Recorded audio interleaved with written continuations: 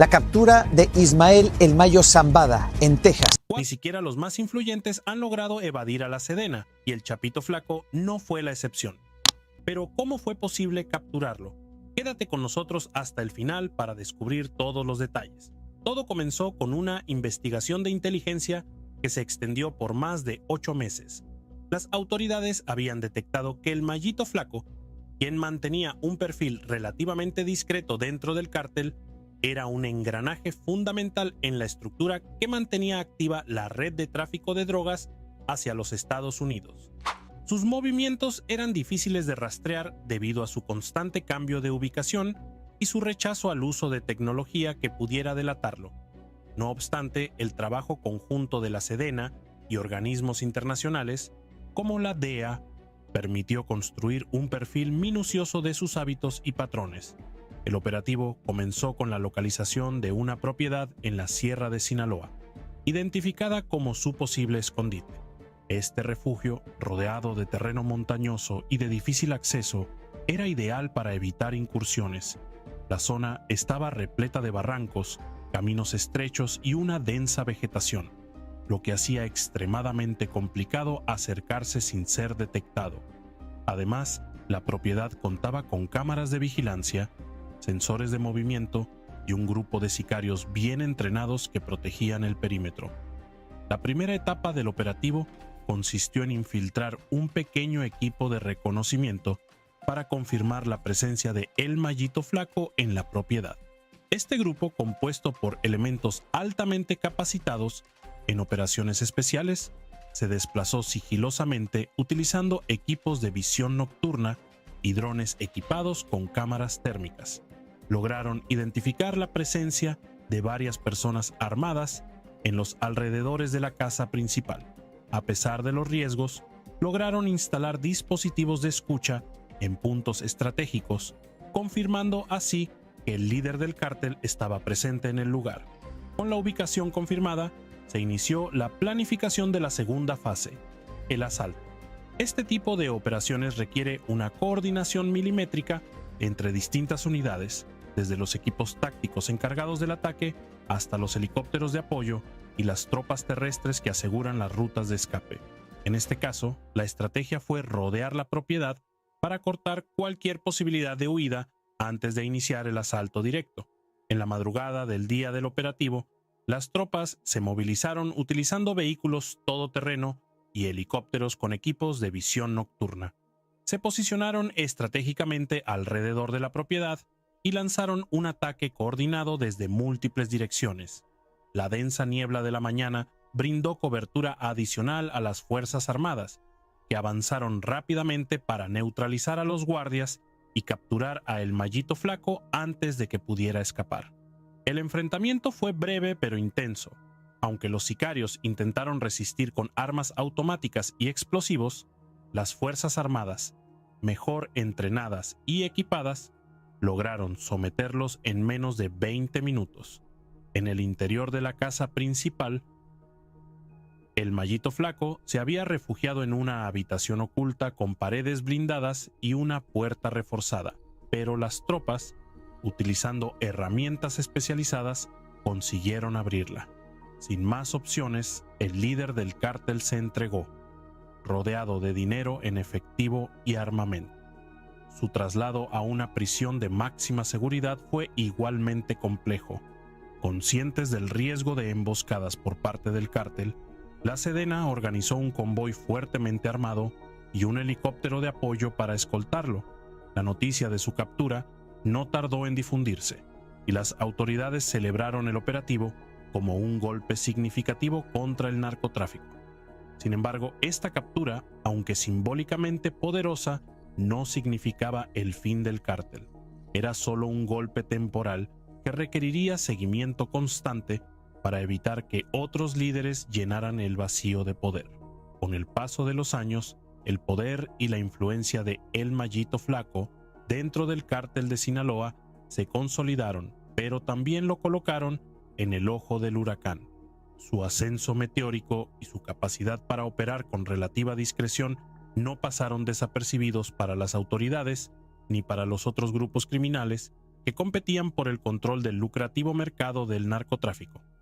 Mientras algunos lo consideraban un líder estratégico, otros lo veían como una amenaza, especialmente aquellos dentro de su propio círculo que aspiraban a ocupar su lugar. La vida en el cártel, aunque estaba plagada de lujos y excesos, también estaba marcada por la paranoia constante. Las traiciones eran una moneda de cambio frecuente, y confiar en alguien podía costarte la vida. Un líder calculador y metódico, a diferencia de otros capos que buscaban llamar la atención con exhibiciones de poder y riqueza, el Mallito Flaco optó por un perfil más discreto. Evitaba las redes sociales, los medios de comunicación y las grandes reuniones que pudieran ponerlo en riesgo. Sin embargo, no escatimaba en recursos para garantizar su seguridad. Su equipo de escoltas estaba compuesto por exmilitares y sicarios entrenados, y su flota de vehículos blindados incluía lo último en tecnología de protección.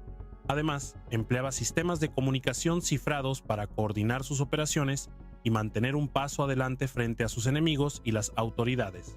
A pesar de estas medidas, su posición lo obligaba a tomar decisiones difíciles. En el mundo del narcotráfico, cualquier muestra de debilidad podía interpretarse como una invitación al ataque.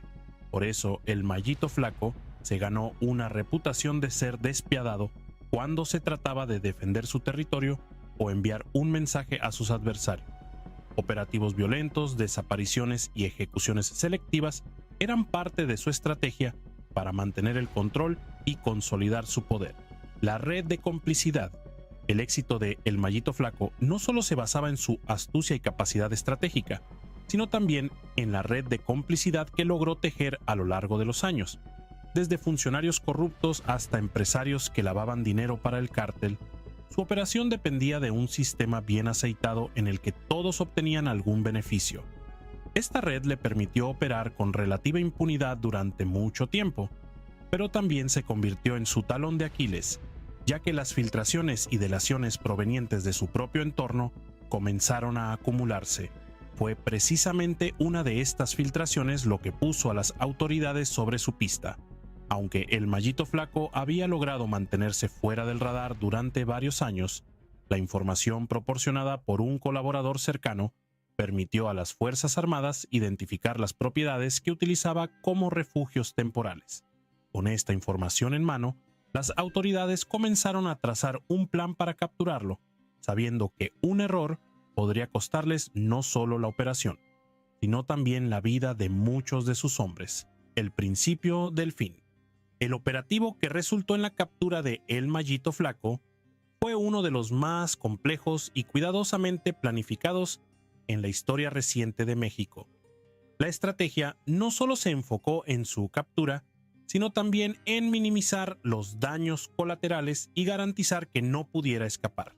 A diferencia de otras operaciones en las que se priorizaba la fuerza bruta, esta misión dependió de meses de trabajo de inteligencia y una ejecución quirúrgica.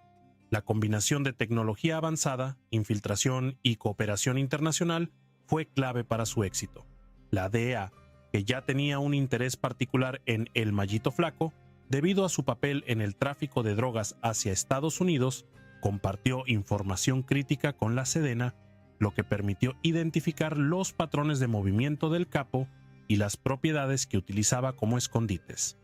El desenlace, aunque aparentemente sencillo, fue el resultado de años de trabajo. La captura de El Mallito Flaco marcó un antes y un después en la lucha contra el narcotráfico, no solo por la importancia de su figura, sino también por lo que representaba, la capacidad de las autoridades de actuar con precisión y eficacia cuando los recursos y la voluntad política se alinean. El legado de una vida de crimen a pesar de su captura, el impacto de El Mallito Flaco en el mundo del narcotráfico sigue siendo evidente. Su caída dejó un vacío de poder que, como suele ocurrir en estos casos, provocó una serie de enfrentamientos internos dentro del cártel. Aunque algunos lo vieron como una oportunidad para reestructurar la organización, otros lo interpretaron como una señal de vulnerabilidad, lo que llevó a un aumento en la violencia y la inestabilidad en las regiones controladas por el grupo. En última instancia, la historia de El Mallito Flaco es un recordatorio de las complejidades y contradicciones del mundo del narcotráfico. por un lado, representa la ambición y el deseo de poder que impulsa a muchos a adentrarse en este mundo. Por otro, evidencia la fragilidad y la fugacidad de ese poder, que puede desmoronarse en un instante ante la presión de las fuerzas del orden o las traiciones internas. Las consecuencias de su captura. La detención de El Mallito Flaco tuvo un impacto significativo no solo en el cártel de Sinaloa, sino en todo el ecosistema del narcotráfico en México y más allá. Si bien su captura fue celebrada por las autoridades como un golpe contundente al crimen organizado, también generó una serie de desafíos y efectos secundarios que moldearon el panorama del narcotráfico en los años siguientes. En primer lugar, la ausencia de un líder de su calibre dentro del cártel dejó un vacío de poder. Aunque el cártel de Sinaloa tiene una estructura relativamente descentralizada que permite a sus distintas facciones operar de manera semi-independiente, la figura de El Mallito Flaco era clave para mantener la cohesión entre ciertas ramas del grupo. Su captura desencadenó luchas internas entre aquellos que buscaban consolidar su influencia y tomar el control de las operaciones que antes supervisaba. Estas disputas internas, conocidas como facciones en guerra, derivaron en un aumento significativo de la violencia en regiones estratégicas como Sinaloa, Sonora, Durango y Baja California. El resurgimiento de alianzas y fracturas, además de los conflictos internos, la detención de El Mallito Flaco tuvo repercusiones en las relaciones del cártel de Sinaloa con otros grupos criminales.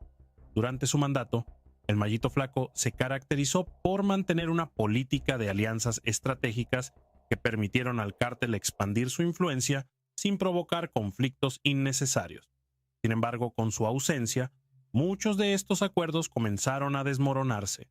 Grupos rivales, como el Cártel Jalisco Nueva Generación, CJNG, vieron en esta captura una oportunidad para ampliar su territorio. La entrada del CJNG en zonas previamente dominadas por el cártel de Sinaloa intensificó la violencia, convirtiendo ciudades enteras en campos de batalla. Esta situación no solo afectó a los integrantes de los cárteles, sino también a la población civil, que quedó atrapada en medio de los enfrentamientos y padeció un aumento en los secuestros, extorsiones y desplazamientos forzados. Por otro lado, algunos líderes del cártel de Sinaloa intentaron mantener la estabilidad reforzando alianzas con grupos más pequeños o menos conocidos.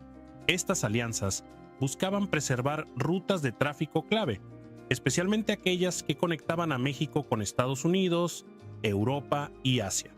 Sin embargo, la falta de un liderazgo centralizado dificultó la implementación de estrategias coordinadas, lo que redujo la eficiencia del cártel en comparación con los años de apogeo bajo figuras como Joaquín, El Chapo, Guzmán y El Mallito Flaco. Repercusiones internacionales. El impacto de la captura de El Mallito Flaco también se sintió en el ámbito internacional, particularmente en Estados Unidos, el principal mercado consumidor de drogas ilegales provenientes de México. A corto plazo, la operación generó una reducción en el suministro de ciertas sustancias, lo que elevó los precios y llevó a un incremento en la producción por parte de otros grupos criminales para llenar el vacío. La DEA y otras agencias internacionales celebraron la captura como un ejemplo de cooperación exitosa entre México y Estados Unidos. Sin embargo, también reconocieron que la caída de un líder de alto perfil no necesariamente significaba el fin del cártel ni una reducción significativa en el tráfico de drogas. De hecho, en muchas ocasiones, la captura de un capo importante ha llevado a una fragmentación del grupo, lo que dificulta aún más la tarea de las autoridades al multiplicar el número de actores involucrados en el tráfico de drogas. En Europa y Asia, mercados emergentes para las drogas sintéticas producidas en México, la captura de El Mallito Flaco también provocó ajustes en las dinámicas del comercio ilícito. Las redes de distribución del cártel de Sinaloa se vieron temporalmente afectadas, lo que permitió a otros grupos, incluidos aquellos con base en América del Sur, ganar terreno. El desafío para las autoridades. Si bien la captura de figuras como El Mallito Flaco es vista como un éxito en la lucha contra el narcotráfico, también plantea preguntas sobre la eficacia de las estrategias a largo plazo. En lugar de enfocarse únicamente en la captura de líderes, muchos expertos han abogado por un enfoque más integral que ataque las raíces del problema, como la pobreza, la falta de oportunidades y la corrupción sistémica que permite al narcotráfico prosperar. En el caso de El Mallito Flaco, su detención expuso las profundas conexiones entre el crimen organizado y las instituciones gubernamentales. La corrupción a nivel local, estatal e incluso federal facilitó su operación durante años, y su caída solo fue posible gracias a un esfuerzo conjunto que implicó una vigilancia más estricta sobre funcionarios sospechosos y la colaboración con organismos internacionales. A pesar de esto, los cambios estructurales necesarios para debilitar verdaderamente al narcotráfico aún parecen lejanos. La debilidad de las instituciones, sumada a la demanda constante de drogas en mercados internacionales, asegura que siempre habrá alguien dispuesto a tomar el lugar de los líderes capturados. El legado de una era de violencia y poder. El Mallito Flaco representa una era en la que el narcotráfico evolucionó para adaptarse a un mundo cada vez más globalizado y tecnológicamente avanzado. Su capacidad para manejar operaciones transnacionales, su habilidad para mantener un perfil bajo y su enfoque en las relaciones estratégicas lo convirtieron en uno de los capos más notorios de su tiempo. Sin embargo, su historia también es un recordatorio de los riesgos inherentes a esta vida.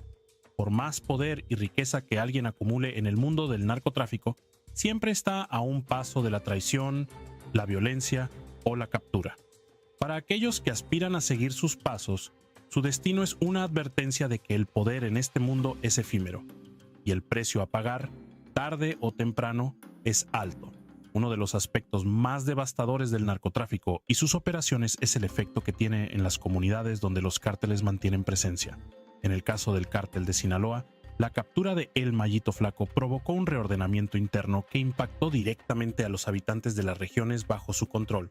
En los años previos a su captura, las áreas dominadas por el cártel habían experimentado una relativa estabilidad, gracias a las estrategias de El Mallito Flaco, quien buscaba evitar conflictos innecesarios que pudieran atraer la atención de las autoridades. Sin embargo, con su salida del escenario, las disputas por el control de estas zonas desencadenaron una ola de violencia que devastó a comunidades enteras. Aumento de desplazamientos forzados. Uno de los efectos más inmediatos de estas luchas internas y externas fue el aumento en el número de desplazados. Familias completas se vieron obligadas a abandonar sus hogares en busca de seguridad, dejando atrás todo lo que poseían. Según organizaciones de derechos humanos, el desplazamiento interno en México ha alcanzado niveles alarmantes, con miles de personas desplazadas cada año debido a la violencia vinculada al crimen organizado